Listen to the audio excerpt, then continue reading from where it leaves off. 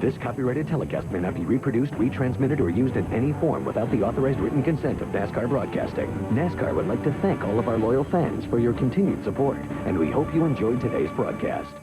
Right in front of Zach, and here's Huffman. Huffman couldn't get by Zach Brewer. No, I think what happened right there in the 19 car, Huffman started to go under him. He cut down all of a sudden. Actually, we got a spin right there down the front straightaway. The 24 car gets loose and comes out of the corner. Adam Dean, and he gets into the inside wall. And on lap 25, the yellow will wave here at Bristol. First caution of the night. Dean sticks it in the inside wall. Not a very hard hit. His Pontiac, though, does sustain some front-end damage. Been nice because this held his foot on the brake. I think that's a little bit longer. Century Control Systems Pontiac able to drive away, but obviously the front end of that car not square at the moment. So Robert Huffman continues as your leader in the 37, our first caution of the night here. At Bristol, I would say, Jeff. It is, because that car, really, when he got up off that turn 4, it's a little bit slick off of there, and just started coming out on him, and he just lost it, and just could not quite get it controlled, and boom, right in that wall. Man, he almost saved that race car. Almost a good job of driving. Justin Hobgood, certainly a driver battling for the championship. He is, trouble. We've got a big spin in turn 4. Contact, Cam Strader. Gets into Angie Wilson's race car, and that's our second yellow of the night on lap 45. And Strader's car, heavy damage. Look at the fluid pouring down the racetrack. We talk about Strader's car. Did you see how close Huffman was to getting caught up in this right here? Now, that would have really upset the whole apple cart. Now we're looking at the third place guy in points. Looks like his day's done. So a spin and then contact. Nobody got into the wall particularly hard. Angie Wilson from Nebo, North Carolina, the Jim Cook Chevrolet. And Strader, who was running up in the second spot in car number 6, comes to grief. His night probably done because of all the fluid we saw pour out from underneath the hood of the Food City Wesson oil car. And for Strader, he's had a difficult season. Third in points, only one win so far for him. Here's another look down into the corner. Angie Wilson may have gotten tapped there, huh? That little help right there. Zach Brewer got into her, yeah. Look how close that was. Woo!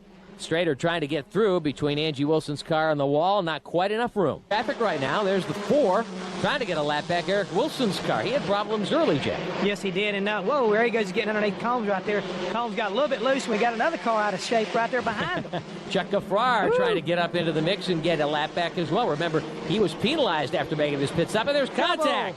The 10 gets turned around. That's Danny Bagwell's car. He spins and taps the inside retaining wall on the backstretch. And we go to caution again here on lap 84.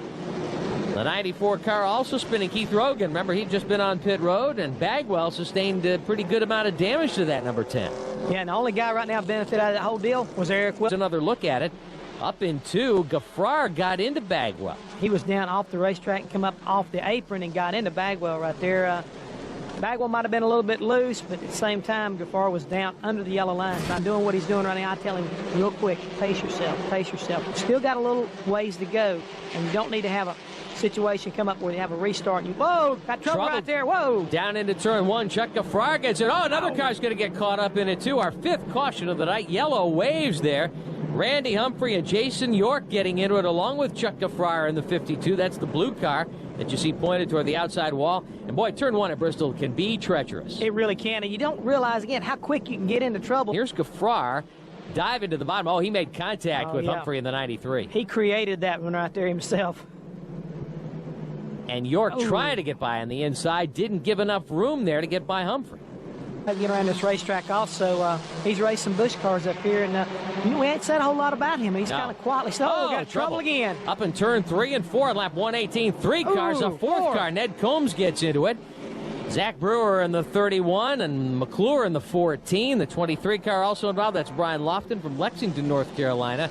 Heavy damage, a lot of fluid on the racetrack. But all over the racetrack, and right there at the very end, you see Ned Combs come in the picture, and bam, he's back in there. He hit part of the 23 car there, sitting still, but fortunately, it wasn't too much damage done to his car. And when in doubt, get the racing with Zach Brewer. White flag in the air. Here's Huffman. He really closes hard, rising there deep, Huffman does. The backstretch for the final time, down into the 3rd turn. Oh, and Huffman gets into Hobgood, roughs him up, hits him again, and turns him. He goes around. Hobgood goes around, and Huffman will come to the checkered flag. Cars bouncing off each other behind him, too. Jake Hobgood spins after the contact from Huffman. A couple of other cars get into the wins. Pontiac. Robert Huffman takes the checkered flag in the Toyota, the 37 car. Wow, what a finish. I'll tell you right now, Hobgood is mad. Guarantee you right now. Front bumper cap falls off the car. Brandon Ward took a shot in that skirmish as well. And Huffman will turn toward victory lane in the 37 car. And Jake Hobgood not happy with that outcome. No victory lap for Huffman. Here's another look. Hits him once, gets him loose, and comes back and hits him again. And around he goes. And boys and girls, I hate to tell you that right there is not my idea of what you call playing fair. Now, Robert Huffman takes the checkered flag for what would be his 4th win of the year. After the spin, there's the clip from Ward. Oh, 3 cars got wrecked because of that one spin right there. Now, you know, one bit of contact you can sort of understand.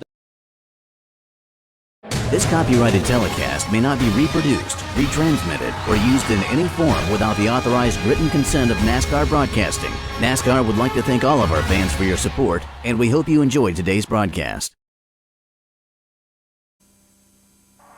This has been a presentation of TNT Sports.